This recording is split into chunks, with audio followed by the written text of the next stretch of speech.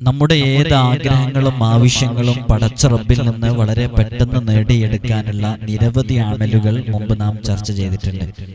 ഇന്നത്തെ വീഡിയോയിൽ ഈ പറയാൻ പോകുന്ന അക്ഷരങ്ങൾ 10 അക്ഷരങ്ങൾ വളരെ ആത്മാർത്ഥമായി ഇത്രയും തവണ 42 ദിവസം തുടർച്ചയായി ചൊല്ലുകയും 42 ദിവസങ്ങൾക്ക് ശേഷം ഈ പറയാൻ പോകുന്ന അത്രയും തവണ അത് കൊണ്ടു നടക്കുകയും ചെയ്താൽ അവന്റെ മനസ്സകങ്ങളിൽ കെട്ടിക്കിടക്കുന്ന ഒരിക്കലും പ്രതീക്ഷയില്ലാതെ കഴിഞ്ഞിരുന്ന ആ ആഗ്രഹങ്ങൾ വളരെ പെട്ടെന്ന് പൂർത്തീകരിക്കാൻ അത് കാരണമാകുമെന്നുള്ളതാണ്.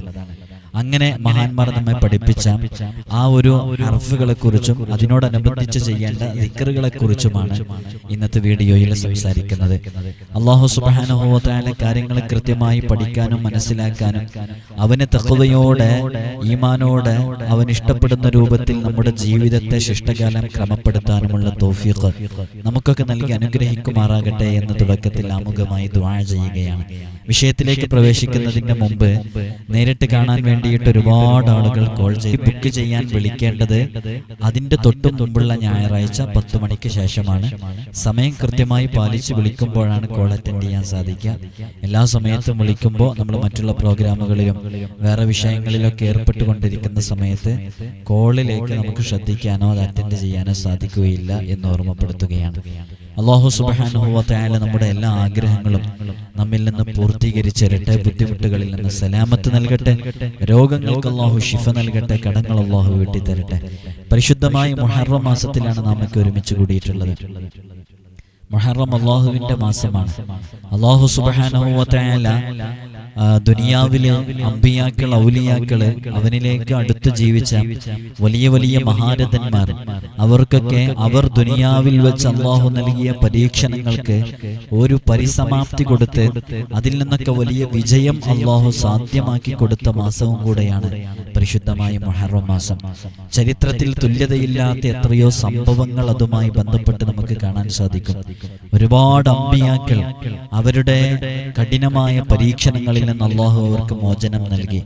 വലിയ വലിയ ഔലിയാക്കളെ അവരനുഭവിച്ചിരുന്ന പ്രയാസങ്ങളിൽ നിന്നും ബുദ്ധിമുട്ടുകളിൽ നിന്നും ബലാഉകളിൽ നിന്ന് അല്ലാഹു പരിശുദ്ധമായ മുഹറം 10 പോലെയുള്ള മുഹറത്തിലെ ദിവസങ്ങളെയാണ് അവരിൽ നിന്ന് അതിൽ നിന്നൊക്കെ മോചനം നൽകാൻ അല്ലാഹു തെരഞ്ഞെടുത്തത്. അതുകൊണ്ട് മുഅ്മിനീങ്ങളായ നാം മനസ്സിലാക്കേണ്ടത് നമ്മുടെ ജീവിതത്തിൽ നാമും ഒരുപാട് പ്രയാസങ്ങൾ അനുഭവിച്ചു കൊണ്ടിരിക്കുന്നവരാണ്.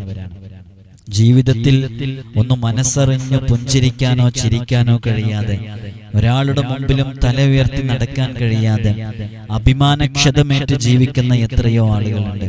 അങ്ങനെ ജീവിതത്തിന്റെ നിഖില മേഖലകളിൽ ശാരീരികമായും മാനസികമായും മറ്റനേക മേഖലകളില് നഷ്ടമനുഭവിക്കുന്നവര്, ടെൻഷൻ അനുഭവിക്കുന്നവര്, ഇങ്ങനെ പ്രയാസങ്ങളിലൂടെ വലിയ പരീക്ഷണങ്ങളിലൂടെ കടന്നു പോകുന്നവർക്ക് ആശ്വാസത്തിന്റെ തെളിനീർ അല്ലാഹു സുബ്ഹാനഹു വ തആല നൽകാൻ കാരണമാകുന്ന മാസവും കൂടെയാണ് പരിശുദ്ധമായ മുഹറം മാസം എന്ന് മനസ്സിലാക്കി റബ്ബിലേക്ക് നന്നായി ദുആ ചെയ്ത് മടങ്ങാനുള്ള, നമ്മുടെ ആഗ്രഹങ്ങൾ ചോദിക്കാനുള്ള, പ്രയാസങ്ങളിൽ നിന്ന് സലാമത്ത് നൽകാനുള്ള ഒരു സമയമാക്കിയിട്ട് ഈ മുഹറം മാസത്തിനെ കണക്കാക്കണമെന്ന് ഞാൻ ഓർമ്മപ്പെടുത്തുകയാണ്. അല്ലാഹു നമുക്ക് തൗഫീഖ് നൽകട്ടെ.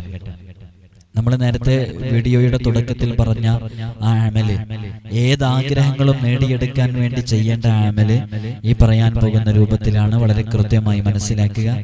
ആദ്യം നല്ല കാമിലായ വുളു എടുത്ത് ഹാജത്തിന്റെ ഖളാഉൽ ഹാജത്തിന്റെ 2 റക്അത്ത് സുന്നത്ത് നിസ്കരിച്ച് ആ നിസ്കാരത്തിൽ അങ്ങനെ ഇരുന്ന് നിസ്കാരം സലാം വീട്ടി അവസാനിപ്പിച്ചതിന് ശേഷം ആ ഇരുത്തത്തിലിരുന്ന് 100 തവണ ഇസ്തിഗ്ഫാർ ചൊല്ലുക. അസ്തഗ്ഫിറുല്ലാഹ് എന്ന് അക്ഷരങ്ങൾ തെറ്റുകൂടാതെ നല്ല ശുദ്ധമായി ഉച്ചരിച്ച് തന്നെ ചൊല്ലാൻ വേണ്ടി ശ്രമിക്കുക. അങ്ങനെ 100 തവണ ഇസ്തിഗ്ഫാർ ചൊല്ലിയതിന്റെ ശേഷം അല്ലാഹുവിന്റെ ഹബീബ് സല്ലല്ലാഹു അലൈഹി വസല്ലമ തങ്ങളുടെ മേലിലെ 100 സ്വലാത്ത് ചൊല്ലുക. അല്ലാഹുമ്മ സ്വല്ലി അലാ സയ്യിദിനാ മുഹമ്മദ് വഅലാ ആലിഹി വസഹ്ബിഹി വസല്ലം എന്ന് പറഞ്ഞിട്ട്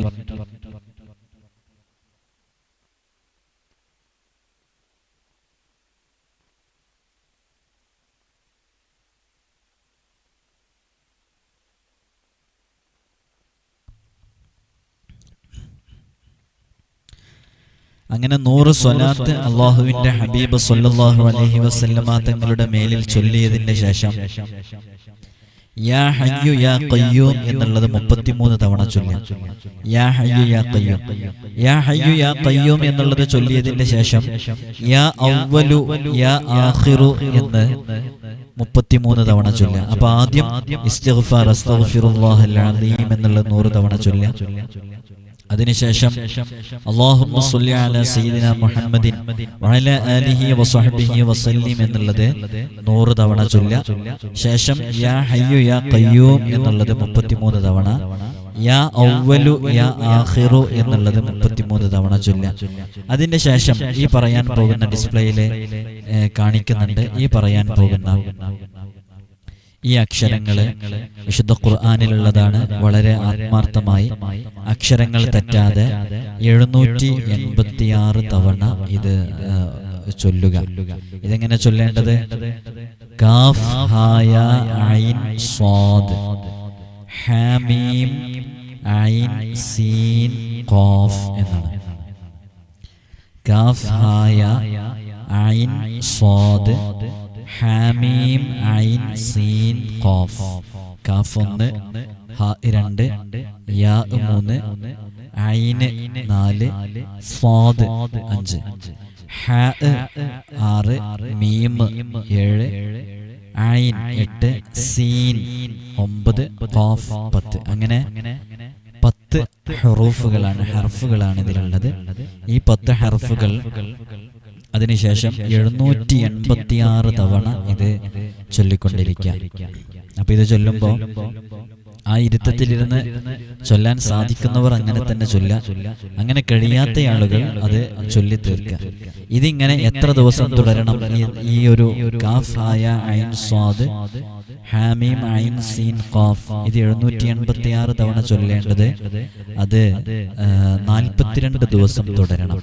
പ്രത്യേകം ശ്രദ്ധിക്കേണ്ടത് ഈ 42 ദിവസവും നേരത്തെ ഞാൻ പറഞ്ഞതുപോലെ ഈ സ്വലാത്ത്, അതേപോലെ ഇസ്തിഗ്ഫാർ, യാ ഹയ്യു യാ ഖയ്യൂം, യാ അവ്വലു യാ ആഖിർ ഇതിങ്ങനെ തുടർത്തി കൊണ്ടുവരണമെന്നില്ല. തുടർത്തി കൊണ്ടുവന്നാൽ അത് നല്ല എഫക്റ്റ് ചെയ്യും. അത് തുടർത്തി കൊണ്ടുവരണം എന്നില്ല എന്നുള്ളത്, നിർബന്ധമില്ല എന്നുള്ളത് ഓർമ്മപ്പെടുത്തിയതാണ്. അങ്ങനെ 42 ദിവസം ഇത് ചെയ്തതിന്റെ ശേഷം 42 ദിവസം പൂർത്തിയായതിന്റെ ശേഷം പിന്നെ ഓരോ ദിവസവും എണ്ണമില്ലാതെ ദിവസത്തിന് എണ്ണമില്ലാതെ ചൊല്ലുന്നതിന് എണ്ണമുണ്ട്. 33 തവണ കാഫ് ഹായ ഐൻ സ്വാദ് ഹാമീം ഐൻ സീൻ ഖാഫ് എന്നുള്ളത് 33 തവണ ഏതെങ്കിലും ഒരു നിസ്കാരത്തിന് ശേഷം അത് പതിവാക്കാൻ വേണ്ടി ശ്രമിക്കാം. ഏതെങ്കിലും ഒരു നിസ്കാരത്തിന് ശേഷം എന്നുള്ളത് അത് മഗ്രിബിന് ശേഷമാണ് ഒരു ദിവസം ചെയ്യുന്നതെന്നുണ്ടെങ്കിൽ എല്ലാ ദിവസവും മഗ്രിബിന് ശേഷമാകാൻ വേണ്ടി ശ്രമിക്കുക. ളുഹറിന് ശേഷമാണ് ചെയ്യുന്നതെന്നുണ്ടെങ്കിൽ എല്ലാ ദിവസവും ളുഹറിന് ശേഷം ചെയ്യാൻ വേണ്ടി ശ്രമിക്കുക. അങ്ങനെ അതിലൊരു കൃത്യത ഉണ്ടായിക്കഴിഞ്ഞാൽ അത് ദായിമായിട്ട് കൃത്യസമയത്ത് ചൊല്ലുന്ന അമലുകളുടെ കൂട്ടത്തിൽപ്പെട്ട് അതിന് കൂടുതൽ എഫക്റ്റ് ഉണ്ടാകാൻ അത് കാരണമാകും. അപ്പൊ ഒന്നുകൂടെ അമൽ പറയാണ്. അസ്തഗ്ഫിറുല്ലാഹൽ അലീം എന്നുള്ളത് 100 തവണ ചൊല്ലുക. യാ ഹയ്യു യാ അല്ലാഹുമ്മ സ്വല്ലി അലാ സയ്യിദിനാ മുഹമ്മദ് വഅലാ ആലിഹി വസഹ്ബിഹി വസല്ലം എന്നുള്ളത് 100 തവണ ചൊല്ലുക. യാ ഹയ്യു യാ ഖയ്യൂം എന്നുള്ളത് അത് 33 തവണ ചൊല്ലുക. അതേപോലെ തന്നെ യാ അവ്വലു യാ ആഖിർ എന്നുള്ളത് 33 തവണ ചൊല്ലുക. അതിനുശേഷം കാഫ് ഹായ ഐൻ സ്വാദ് ഹാമീം ഐൻ സീൻ ഖാഫ് അത് 786 തവണ ചൊല്ലുക. 786 തവണ ഇതിങ്ങനെ ചെയ്യേണ്ടത് 42 ദിവസം തുടർച്ചയായിട്ട് ചെയ്യണം. 42 ദിവസം തുടർച്ചയായിട്ട് ചെയ്യുമ്പോൾ ആദ്യത്തെ ദിവസം ചെയ്തതുപോലെ തന്നെ അതില് സ്വലാത്തും ഇസ്തിഗ്ഫാറും അങ്ങനെ ആ ഒരു പാറ്റേണിൽ വരണമെന്നില്ല. അങ്ങനെ വന്നാൽ അതാണ് ഏറ്റവും നല്ലത്. കഴിയുന്നവർ അങ്ങനെ തന്നെ ചെയ്യണം. അല്ല എന്നുണ്ടെങ്കിൽ ഈ 786 തവണ കാഫ് ഹായ ഐൻ സ്വാദ് ഹാമീം ഐൻ സീൻ ഖാഫ് എന്നുള്ളത് 786 തവണ 42 ദിവസം തുടർച്ചയായിട്ട് ചെയ്യാം. 42 ദിവസം തുടർച്ചയായി ചെയ്തതിന്റെ ശേഷം പിന്നെ ഓരോ ദിവസവും അത് 786 ആണല്ലോ പറഞ്ഞത്. പിന്നെ അത് 42 ദിവസം പൂർത്തിയായതിനു ശേഷം 33 തവണ ഓരോ ദിവസവും ചെയ്യാം. ഇങ്ങനെ ചെയ്തു കഴിഞ്ഞ് അള്ളാഹുവിനോട് അവന്റെ ഹാജത്തുകളെ അവൻ ചോദിച്ചാൽ ആ ഹാജത്തുകൾ, അവന്റെ ആവശ്യങ്ങൾ അള്ളാഹു സുബ്ഹാനഹു വ തആല തട്ടിമാറ്റി കളയില്ല എന്നുള്ളതാണ്. മാത്രമല്ല വിവാഹ തടസ്സം മാറിക്കിട്ടാനും അതേപോലെ വിവാഹത്തിന് അതിന്റെ അവസരങ്ങളിലേക്ക് എത്തിയിട്ട് അതിൽ നിന്ന് മുടങ്ങിപ്പോകുന്നതും വിവാഹവുമായി ബന്ധപ്പെട്ടുള്ള പ്രയാസങ്ങൾ അനുഭവിക്കുന്നവർക്കൊക്കെ ഈ അമല് നമ്മൾ പൊതുവിൽ പറഞ്ഞു കൊടുക്കാറുണ്ട്. നല്ല റിസൾട്ട് അതിന് ലഭിക്കാറുണ്ട്. ഇൻഷാ അല്ലാഹ് കഴിയുന്ന ആളുകളൊക്കെ ഇത് ജീവിതത്തിലെ നല്ല നിയ്യത്തോടുകൂടെ പകർത്തിയാൽ അവൻ്റെ ഏത് ആവശ്യങ്ങളും പൂർത്തീകരിക്കാൻ അത് കാരണമാകും. ഇത് കാഫ് ഹായ ഐൻ സ്വാദ് ഹാമീം ഐൻ സീൻ ഖാഫ് എന്നുള്ളത് അത് നിങ്ങളിങ്ങനെ 786 തവണ ചൊല്ലുമ്പോൾ അക്ഷരങ്ങൾ നഷ്ടപ്പെടാതെ കൃത്യമായിട്ട് ചൊല്ലണം. ശരിക്കും ഖുർആനിൽ ഓതുമ്പോൾ, ഖുർആൻ എന്ന ഹൈസിയത്തിൽ ഓതുമ്പോൾ അതിന് മദ്ദൊക്കെ പാലിച്ചിട്ട് ഓതേണ്ടതാണ്, അത് നീട്ടിയിട്ട് ഓതേണ്ടതാണ്. നേരെ മറിച്ച് നമ്മളിപ്പോൾ ഇത് 786 തവണ ചൊല്ലുന്ന സമയത്ത് അതിൻ്റെ അക്ഷരങ്ങളൊന്നും നഷ്ടപ്പെടാതെ അക്ഷരങ്ങൾ ആ സ്ഫുടതയോടുകൂടെ തന്നെ ചൊല്ലാൻ വേണ്ടി ശ്രമിക്കണം. കാഫ് ഹായ ഐൻ സ്വാദ് ഹാമീം ഐൻ സീൻ ഖാഫ്. ഇവിടൊക്കെ നമ്മൾ ശരിക്കും തജ്വീദിന്റെ നിയമങ്ങൾ കൃത്യമായിട്ട് വരുന്നുണ്ട്. ഇവിടെ ഇപ്പോൾ നമ്മൾ ഇഖ്ഫ ഉണ്ട്, അതേപോലെ തന്നെ തജ്വീദിന്റെ ഒരുപാട് നിയമങ്ങൾ ഇതിൽ വരുന്നുണ്ട്. ഖുർആൻ ഓതുമ്പോൾ നിയമങ്ങളൊക്കെ പാലിച്ചിട്ടാണ് ഓതേണ്ടത്. ഇൻഷാ അല്ലാഹ് അക്ഷരങ്ങൾ തെറ്റാതെ, അക്ഷരങ്ങൾ തെറ്റുകൂടാതെ ഓതാൻ വേണ്ടി ശ്രമിക്കണം എന്ന് ഓർമ്മപ്പെടുത്തുകയാണ്. അതോടൊപ്പം തന്നെ ഇത്തരം അമലുകളും നമ്മൾ നമ്മുടെ വീഡിയോയിലൊക്കെ പറയുന്ന അമലുകളൊക്കെ നമ്മുടെ ജീവിതത്തിൽ ഫലം ചെയ്യണമെന്നുണ്ടെങ്കിൽ നമ്മുടെ ജീവിതത്തിൽ നമ്മൾ മാറ്റങ്ങൾ കൊണ്ടുവരണം. എങ്ങനെയുള്ള മാറ്റങ്ങൾ കൊണ്ടുവരണം? അല്ലാഹു ഇഷ്ടപ്പെടുന്ന രൂപത്തിൽ നമ്മുടെ ജീവിതത്തിനെ ചിട്ടപ്പെടുത്താൻ വേണ്ടി ശ്രമിക്കണം. അതിൽ നിന്ന് ഒരണുമണി തൂക്കം നാം പിന്മാറാൻ വേണ്ടി തയ്യാറാകരുത്. ഹറാമിൽ നിന്ന് അകന്ന് ജീവിക്കണം. ശറഅ അനുവദിക്കുന്ന രൂപത്തിലുള്ള ജീവിതമാണ് നാം ക്രമപ്പെടുത്തേണ്ടത്. 5 വഖത്തുള്ള നിസ്കാരം, ആ നിസ്കാരങ്ങളിൽ ഒരു കാരണവശാലും ഒരലസതയും ഒരലംഭാവവും നമ്മുടെ ജീവിതത്തിൽ ഉണ്ടാകാൻ പാടില്ല. അങ്ങനെ ഉണ്ടായിക്കഴിഞ്ഞാൽ നമ്മുടെ ഒരു വിഷയങ്ങളും അള്ളാഹു നിറവേറ്റി തരുന്നതിലെ നമുക്കൊരു പിന്തലുണ്ടാകും എന്നുള്ളതാണ്. ദുനിയാവിലെ അല്ലാഹു സുബ്ഹാനഹു വ തആല 5 വഖത്ത് ഫർള് നിസ്കാരങ്ങളെ സമയത്തെ വിട്ട് അത് പിന്തിപ്പിക്കുന്നവർക്ക്, ഖളാ ആക്കുന്നവർക്ക്, അത് കൃത്യസമയത്ത് നിസ്കരിക്കാത്തവർക്ക് അല്ലാഹു കൊടുക്കുന്ന ശിക്ഷകളെ കുറിച്ച്, ദുനിയാവിൽ വെച്ച് അല്ലാഹു നൽകുന്ന പരീക്ഷണങ്ങളെ കുറിച്ച്, ആഖിറത്തിൽ നമുക്ക് വലിയ ശിക്ഷകൾ ലഭിക്കാനുണ്ട്. അതിനു പുറമെ നിസ്കാരം ശ്രദ്ധിക്കാതെ തോന്നിയതുപോലെ ഒരു താന്തോന്നിയെ പോലെ നിസ്കരിക്കുന്ന ചില ആളുകളുണ്ട്. നമ്മൾ നമ്മുടെ വീടകങ്ങളിൽ എന്തെങ്കിലും പ്രോഗ്രാമുകൾ നടക്കുമ്പോൾ, എന്തെങ്കിലും ഫംഗ്ഷൻസിന് പോകുമ്പോൾ, എന്തെങ്കിലും പ്രോഗ്രാമുകൾക്ക് ഫ്രണ്ട്സിന്റെ കൂടെ യാത്ര പോകുമ്പോഴൊക്കെ നിസ്കാരത്തിൽ നമ്മളൊരു അലസത കാണിക്കണം. ളുഹർ വാങ്ക് കൊടുത്തു, നിസ്കരിക്കാൻ നമുക്ക് തോന്നുന്നില്ല. അസ്റാകാൻ നേരത്ത് നിസ്കരിക്കുക, അപ്പൊ അള്ളാഹു പറഞ്ഞ സമയത്ത് നിസ്കരിക്കാതെ അതിങ്ങനെ ബോധപൂർവം പിന്തിച്ചിട്ടോ അല്ലെങ്കിൽ അലസമായിട്ട് പിന്തിച്ചോ നടക്കുമ്പോൾ അത്രയും ആളുകൾക്ക് അള്ളാഹു ദുനിയാവിൽ വെച്ച് കൊടുക്കുന്ന പരീക്ഷണങ്ങളിൽ ഒരു പരീക്ഷണം മഹാന്മാർ എണ്ണിയിട്ടുണ്ട്. അവരുടെ കാര്യങ്ങളിലും അള്ളാഹു ഒരു പിന്തല് കൊടുക്കും എന്നുള്ളതാണ്. അപ്പൊ മക്കൾ ഇല്ലാത്ത ആളുകൾ, മക്കൾ ഉണ്ടാവാൻ വേണ്ടിയിട്ട് വളരെയധികം പ്രയാസപ്പെടുന്നവര്, വിവാഹം കഴിഞ്ഞിട്ട് 18ഉം 20ഉം വർഷമായിട്ട് മക്കളില്ല, 25ാമത്തെ വർഷത്തിലാണ് മക്കളുണ്ടായത്. അപ്പൊ അങ്ങനെ ഉണ്ടാവാനുള്ള കാരണം ഒരു പക്ഷേ ഇവൻ 25ാമത്തെ വയസ്സിലെ വിവാഹം ചെയ്തത്. 25ാമത്തെ വയസ്സിൽ വിവാഹം ചെയ്യുമ്പോൾ ഈ സമയം വരെ അവന് നിസ്കരിച്ചപ്പോ ളുഹർ ഇന്ന് വരെ കൃത്യമായിട്ട് അവൻ 1 മണിയുടെയോ 2 മണിയുടെയോ ഉള്ളിൽ നിസ്കരിച്ചിട്ടില്ല. അവനെ എപ്പോഴെങ്കിലും നിസ്കരിക്കുള്ളൂ. ആ നിസ്കരിക്കുന്നത് തന്നെ അസ്റിന്റെ തൊട്ട് മുമ്പാണ് നിസ്കരിക്കുക. അതെന്തിനാ അസ്റിന്റെ തൊട്ട് മുമ്പ് നിസ്കരിക്കുന്നത്? അപ്പൊ ഒരു വുളു കൊണ്ട് 2 നിസ്കാരം നിസ്കരിക്കാം. 3:49 അസ്ർ വാങ്ക് എന്നുണ്ടെങ്കിൽ അപ്പോ 3:45 അസ്ർ നിസ്കാരം, ളുഹർ നിസ്കാരം തുടങ്ങിയാല് അപ്പോഴേക്ക് അസ്ർ വാങ്ക് കൊടുക്കും. അപ്പൊ അസ്ർ വാങ്ക് കൊടുക്കുമ്പോൾ ഉടനെ തന്നെ അസ്ർ നിസ്കരിക്കാൻ പറ്റും. അപ്പോ സമയത്തിന്റെ ആദ്യത്തിൽ നിസ്കരിക്കുക എന്നുള്ളതിനെ മാറ്റിയിട്ട് സമയത്തിന്റെ അവസാനത്തിലേക്ക് നിസ്കരിക്കാൻ വേണ്ടിയിട്ട് എന്നും ഇങ്ങനെ പിന്തിപ്പിച്ചു വെക്കുക. ഏതെങ്കിലും ഒരു ദിവസത്തിൽ എപ്പോഴെങ്കിലുമൊക്കെ നമുക്ക് അനിവാര്യമായ ഘട്ടത്തിൽ അങ്ങനെ ആയിപ്പോകുന്നത് കൊണ്ടോ, ഇടയ്ക്കൊക്കെ അങ്ങനെ ആയിപ്പോകുന്നത് കൊണ്ടോ വിരോധമില്ല. പക്ഷേ അതങ്ങനെ ഒരു കൂടുതൽ സമയവും നമുക്ക് അങ്ങനെയാണ് സംഭവിക്കുന്നത് എന്നുണ്ടെങ്കിൽ നമ്മുടെ ജീവിതത്തിൽ മാറ്റം വരുത്തിയിട്ടില്ലെങ്കിൽ വലിയ വലിയ പരീക്ഷണങ്ങൾ ഇതുമായി ബന്ധപ്പെട്ട് നമുക്ക് നേരിടേണ്ടി വരും. നമ്മുടെ ജീവിതത്തിലെ മക്കളുമായി ബന്ധപ്പെട്ടിട്ട് മക്കൾ ഉണ്ടാവാൻ ഒരു പക്ഷേ ഇതേപോലെ ഒരു പിന്തൽ വരും. നമ്മുടെ കച്ചവടത്തിലെ പ്രോഫിറ്റ് ലഭിക്കാൻ ഒരു പക്ഷേ ഇതേപോലെ പിന്തൽ വരും. വീടും പുരയുടെ ഒക്കെ വിൽക്കാൻ വേണ്ടി വെച്ചിട്ടുണ്ടെങ്കിൽ അത് വിറ്റുപോകാൻ ഒരു പക്ഷേ ഇതേപോലെ ഒരു പിന്തൽ വരും. നമ്മുടെ മക്കളെ എന്തെങ്കിലും വിഷയത്തിലകപ്പെട്ടിട്ട് അവരെ നമുക്ക് തിരിച്ചു കിട്ടുന്നില്ല, അവര് നമ്മുടെ അടുത്ത് നിന്ന് ഓടിപ്പോയതിന്റെ പേരിലോ മറ്റൊക്കെ ആയിട്ട് അവർ നമ്മുടെ അടുക്കലേക്ക് തിരിച്ചു വരുന്നില്ല.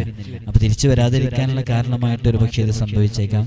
കാരണം അള്ളാഹു നമ്മോട് പറഞ്ഞ കാര്യങ്ങളിൽ നാം ഒരു പിന്തല് കൊടുക്കുമ്പോൾ നമ്മുടെ കാര്യങ്ങളിലും ആ പിന്തല് പ്രതീക്ഷിക്കാവുന്നതാണ്.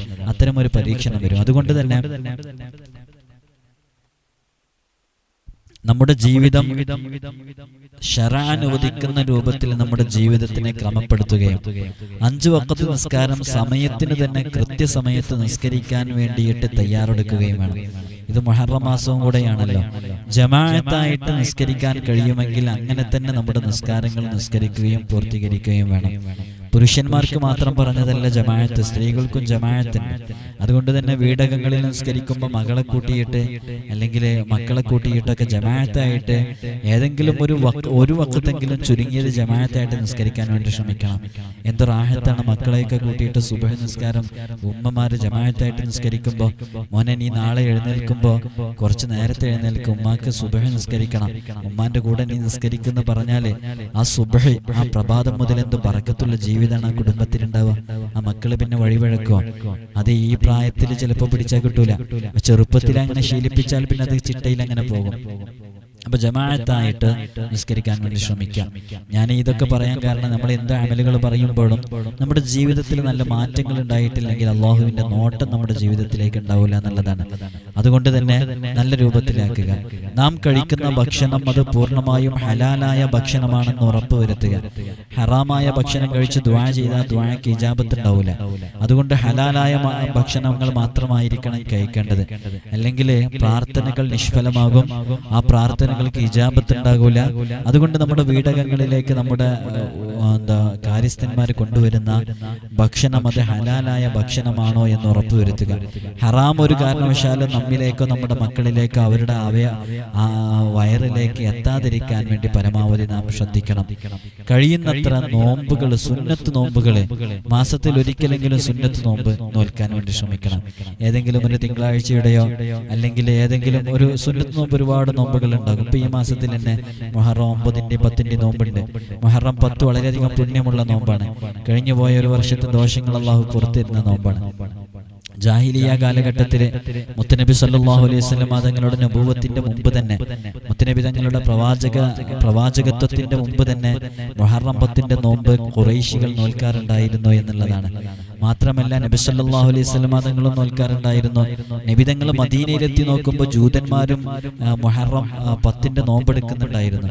അപ്പൊ ജൂതന്മാരെന്ത് മുഹറം 10-ന്റെ നോമ്പെടുക്കുന്നതെന്ന് മുത്തനബി തങ്ങൾ ചോദിച്ചപ്പോൾ നബി സല്ലല്ലാഹു അലൈഹി വസല്ലം തങ്ങളോട് ജൂതന്മാർ മറുപടി പറഞ്ഞത്, ഈ ദിവസത്തിലാണ് മുഹറം 10-ന്റെ അന്നാണ് യഹൂദികളെയും ബനു ഇസ്രായേലുകാരെയും അതേപോലെ തന്നെ മൂസാ നബിയെയും അല്ലാഹു സുബ്ഹാനഹു വ തആല ചെങ്കൽ കടത്തി രക്ഷപ്പെടുത്തിയത്. ചെങ്കൽ കടത്തി രക്ഷപ്പെടുത്തി എന്ന് പറഞ്ഞാൽ ഫലസ്തീനിന്റെയും ജോർദാനിന്റെയൊക്കെ ആ പ്രദേശത്തേക്ക് അല്ലാഹു സുബ്ഹാനഹു വ തആല ചെങ്കൽ കടത്തിയിട്ട് മൂസാ നബി അലൈഹി സ്വലാത്തു വസ്സലാമിനെയും ബനു ഇസ്രായേലുകാരെയും അല്ലാഹു രക്ഷപ്പെടുത്തി. അതേപോലെ തന്നെ ഫിർഔനിനെ അല്ലാഹു ചെങ്കടൽ കടത്തി ചെങ്കടലിൽ അല്ലാഹു മുക്കിക്കൊന്നു. അങ്ങനെ അല്ലാഹു സുബ്ഹാനഹു വ തആല വലിയ രക്ഷയും മോക്ഷവും ഒക്കെ നൽകിയിട്ട് ബനു ഇസ്രായേലുകാർക്കും മൂസാ നബി അലൈഹി സ്വലാത്തു വസ്സലാമിന് വലിയ അനുഗ്രഹങ്ങൾ ചൊരിഞ്ഞ ഒരു ദിവസമായതുകൊണ്ടാണ് ജൂതന്മാർ നോമ്പെടുക്കുന്നതെന്ന് പറഞ്ഞപ്പോൾ മുത്തനബി സല്ലല്ലാഹു അലൈഹി വസല്ലം തങ്ങൾ പറഞ്ഞത് എന്താ? നഹ്നു ഔലാ മിൻകും, ഞങ്ങളാണ് നിങ്ങളെക്കാൾ നോമ്പെടുക്കാൻ ബാധ്യസ്ഥർ എന്ന് പറഞ്ഞില്ലേ? അവര് തൗറാത്ത് പോലെയുള്ള ഗ്രന്ഥങ്ങളെ അംഗീകരിക്കാതിരിക്കുകയോ അല്ലെങ്കിൽ അതിലുള്ള അള്ളാഹുവിന്റെ കിതാബുകളെ, അതിലുള്ള നിയമങ്ങൾ മാറ്റി എഴുതുകയോ മാറ്റുകയോ അല്ലെങ്കിൽ ആ നിയമങ്ങളനുസരിച്ച് ജീവിതം ക്രമപ്പെടുത്താൻ തയ്യാറാവാത്തവരോ ആയിരുന്നു. അപ്പൊ അത്തരം ആളുകൾ ആ നോമ്പ് അങ്ങനെ ഒരു അള്ളാഹുവിന്റെ അനുഗ്രഹത്തിന് നന്ദി പ്രകടിപ്പിച്ചെടുക്കുമ്പോൾ നമ്മളല്ലേ അതിനേക്കാളും നമ്മൾ ആ വിശുദ്ധ തൗറാത്തിനെ നമ്മൾ അംഗീകരിക്കുന്നുണ്ട്. ആ തൗറാത്തിനെ അംഗീകരിച്ചുകൊണ്ട് വിശുദ്ധ ഖുർആൻ സാക്ഷ്യപ്പെടുത്തുന്നുണ്ട്. നമ്മൾ ഖുർആൻ അടിസ്ഥാനത്തിൽ ജീവിക്കുന്നവരാണ്. മൂസാ നബി അലൈഹി സ്വലാത്തു വസ്സലാമിന്റെ എത്രയോ ചരിത്രങ്ങൾ വിശുദ്ധ ഖുർആനിലുണ്ട്. നമ്മൾ ആ ഒരു ഇതിലാണ് നമ്മൾ ജീവിക്കുന്നത്. അതുകൊണ്ട് നമ്മളാണ് ആ നോമ്പെടുക്കാൻ ഏറ്റവും അർഹതയുള്ളത് എന്ന് മുത്തുനബി തങ്ങൾ പറഞ്ഞിട്ടുണ്ടല്ലോ. എന്നിട്ട് നബി സല്ലല്ലാഹു അലൈഹി വസല്ലം തങ്ങൾ പറഞ്ഞു, അവരോട് നാം ഒരിക്കലും സാദൃശ്യപ്പെടാൻ പാടില്ല. അവരോട് സാദൃശ്യപ്പെടാൻ പാടില്ല എന്ന് പറഞ്ഞാൽ അവരോട് സാദൃശ്യപ്പെടുമ്പോൾ ഒരു ഇതര വിഭാഗത്തിനോട് സാദൃശ്യപ്പെടലാകും. അതുകൊണ്ട് തന്നെ നമ്മൾ അവരിൽ നിന്ന് വിഭിന്നമായിട്ട് നമുക്ക് മുഹറം 9 കൂടെ നോമ്പെടുക്കാം. അങ്ങനെ മുത്തുനബി സല്ലല്ലാഹു അലൈഹി വസല്ലം തങ്ങൾ പറഞ്ഞ ഹദീസിന്റെ വാചകം നമുക്കറിയാം. ലഇൻ ബഖീതു ഇലാ ഖാബിലിൻ ലഅസൂമന്ന താസിഅ, വരാനിരിക്കുന്ന ഒരു വർഷം ഞാൻ ഹയാത്തിലുണ്ടാകുമെങ്കിൽ ലഅസൂമന്ന താസിഅ, ഞാൻ മുഹറം 9 നോമ്പെടുക്കുമായിരുന്നു എന്ന് അഷ്റഫുൽ ഖൽഖ് മുഹമ്മദ് റസൂലുള്ളാഹി സ്വല്ലല്ലാഹു അലൈഹി വസല്ലം തങ്ങൾ. അപ്പോൾ ആ മുഹറം 9 മുത്തുനബി തങ്ങൾ നോമ്പെടുക്കാൻ വേണ്ടിയിട്ട് വരാനിരിക്കുന്ന ആ വർഷം പ്രതീക്ഷയോടുകൂടെ മുത്തുനബി തങ്ങളുടെ ആഗ്രഹമായിരുന്നു. പക്ഷെ മുത്തുനബി തങ്ങൾ ആ വർഷം വഫാത്താകുകയാണ് വഫാത്ത് സംഭവിച്ചു. അതുകൊണ്ട് തന്നെ നബി സല്ലല്ലാഹു അലൈഹി വസല്ലം തങ്ങൾ ആ വർഷം മുഹറം 9 നോമ്പെടുത്തില്ല. അപ്പോൾ ആ മുഹറം 9 നോമ്പെടുക്കൽ മുത്തുനബി തങ്ങളുടെ ആഗ്രഹമാണ്, അഭിലാഷമാണ്. നമ്മളൊക്കെ നോമ്പെടുക്കൽ വളരെ പുണ്യമുള്ള കാര്യമാണ്. അതുകൊണ്ട് മുഹറം 9 നോമ്പെടുക്കുക. ഞാൻ സുന്നത്ത് നോമ്പിനെ കുറിച്ച് പറഞ്ഞപ്പോൾ ഈ മാസം മുഹറം മാസമായതുകൊണ്ട് മുഹറം മാസത്തിലെ സുന്നത്ത് നോമ്പുകളിൽ നാം ശ്രദ്ധിക്കണമെന്ന് പറയാൻ വേണ്ടി പറഞ്ഞതാണ്. അപ്പോൾ ശറഅ അനുവദിക്കപ്പെടുന്ന രൂപത്തിൽ ജീവിതം ക്രമപ്പെടുത്തുക, 5 വഖ്ത് നിസ്കാരങ്ങൾ ജമാഅത്തായിട്ട് നിസ്കരിക്കുക, അതേപോലെ തന്നെ സ്ത്രീകളും സഹോദരിമാരും ജമാഅത്തായിട്ട് നിസ്കരിക്കാൻ കഴിയുമെങ്കിൽ അങ്ങനെ നിസ്കരിക്കുക. നമ്മുടെ വയറിലേക്ക് എത്തുന്ന ഭക്ഷണം അത് ഹലാലാണെന്ന് ഉറപ്പുവരുത്തുക, അല്ലെങ്കിൽ നമ്മുടെ പ്രാർത്ഥന അത് സ്വീകരിക്കപ്പെടാതിരിക്കും എന്നുള്ളത് മനസ്സിലാക്കുക. കഴിയുന്നത്ര സുന്നത്ത് നോമ്പുകൾ എടുക്കാൻ വേണ്ടി ശ്രമിക്കുക. ഫറളായ നോമ്പുകൾ ഉണ്ടെങ്കിൽ വളരെ പെട്ടെന്ന് ഖളാ വീട്ടുക. തഹജ്ജുദ് നിസ്കാരം മുടക്കാതിരിക്കണം എന്നുള്ളതാണ്. ഇത്തരം അമലുകളൊക്കെ ഫലം ചെയ്യണമെങ്കിൽ തഹജ്ജുദ് നിസ്കാരം നാം പതിവാക്കണം. തഹജ്ജുദ് നിസ്കാരം എന്ന് പറഞ്ഞാൽ നാമും നമ്മുടെ റബ്ബും തമ്മിലുള്ള അത്രയും ക്ലോസ് വേറെ ഒരു സമയത്തും നമുക്ക് കിട്ടുന്നില്ല. ആ ഏകാന്തമായ സമയം, റബ്ബും നീയും മാത്രം അറിയുന്ന സമയം, അധികം ശബ്ദങ്ങളില്ലാതെ, അധികം അലോസരപ്പെടുത്തലുകളില്ലാതെ, ബുദ്ധിമുട്ടാക്കലും പ്രയാസങ്ങളും ഇല്ലാതെ റബ്ബിന്റെ മുമ്പിൽ നമുക്കിരിക്കാൻ പറ്റുന്ന നല്ലൊരു സമയമാണത്. അത് ബറക്കത്തുള്ള സമയമാണ്. ആ സമയത്ത് ബറക്കത്തുണ്ടെന്ന് മുത്തുനബി തങ്ങളെ പഠിപ്പിച്ചിട്ടുണ്ട്. അതുകൊണ്ട് തന്നെ എന്റെ ശബ്ദം ശ്രവിക്കുന്ന ഉമ്മമാർ, ഉപ്പമാർ, തഹജ്ജുദ് നിസ്കാരം ഒഴിവാക്കാതെ നിസ്കരിക്കുന്നവരുണ്ടെങ്കിൽ ഒന്ന് എഴുതി അറിയിക്കണം. അള്ളാഹു തൗഫീഖ് നൽകട്ടെ. തഹജ്ജുദ് നിസ്കാരം മുടക്കാതെ നിസ്കരിക്കാൻ പരമാവധി ശ്രമിക്കുക. അതേപോലെ തന്നെ കളവ് ഒരു കാരണവശാലും പറയാതിരിക്കുക എന്നുള്ളത്. കളവുണ്ടായിരിക്കാൻ പാടില്ല. അന്യഹൃദയങ്ങൾ ഒരു കാരണവശാലും മറ്റുള്ളവന്റെ മനസ്സ് വേദനിപ്പിക്കാതിരിക്കാം. ഇദ്ഖാലു സുറൂരി അലൽ മുസ്ലിമി അലാ ഖൽബിൽ മുസ്ലിമി സദഖത്തുൻ എന്ന് മുത്തുനബി തങ്ങൾ പറഞ്ഞിട്ടുണ്ട്. ഔ കമാ ഖാൽ, അഥവാ ഒരു മുഅ്മിനായ മനുഷ്യന്റെ ഹൃദയത്തിലേക്ക് സന്തോഷത്തിനെ പകർന്നു നൽകുക എന്നുള്ളത് അത് സ്വതക്കയാണ് എന്ന് നബി തങ്ങളെ പഠിപ്പിച്ചിട്ടുണ്ട്. അപ്പൊ ഒരാളുടെയും മനസ്സ് വേദനിപ്പിക്കാതിരിക്കുക, മനസ്സ് വേദനിപ്പിക്കാതിരിക്കുക എന്നുള്ളതിനേക്കാളും ഉപരി മറ്റുള്ളവരെ സന്തോഷിപ്പിച്ച് ജീവിക്കാൻ കഴിയുക, അതൊരു സ്വതക്കയാണെന്ന് പഠിപ്പിക്കപ്പെട്ടിട്ടുണ്ട്. അതുകൊണ്ട് തന്നെ കളവ് പറയാതെ ഒരു നിലക്കും പറയാതിരിക്കുക, മറ്റുള്ളവന്റെ മനസ്സ് വേദനിപ്പിക്കാതിരിക്കുക.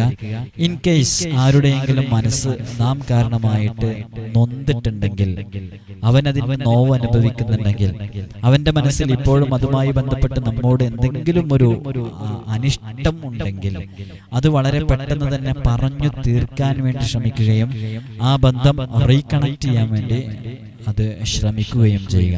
അപ്പൊ അതിലൊക്കെ ബറക്കത്തുണ്ടാകുമെന്നുള്ളതാണ്. വായാടിയെ പോലെ സംസാരിക്കാതിരിക്കുക.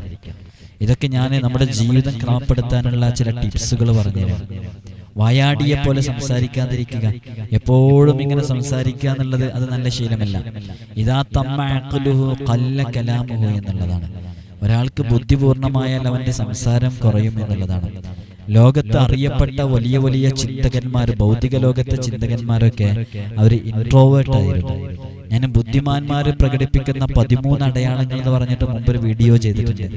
ആ വീഡിയോയില് ബുദ്ധിമാന്മാർ പ്രകടിപ്പിക്കുന്ന 13 അടയാളങ്ങൾ പറഞ്ഞതില് അതിലൊന്നായിട്ട് കടന്നു വരുന്നത്, ഒരടയാളമായിട്ട് കടന്നു വരുന്നത് സംസാരം കുറയുക എന്നുള്ളതാണ്. ആ വീഡിയോ കാണാത്തവർ പോയിട്ട് കാണാം, ഈ ചാനലിലുണ്ടാകും.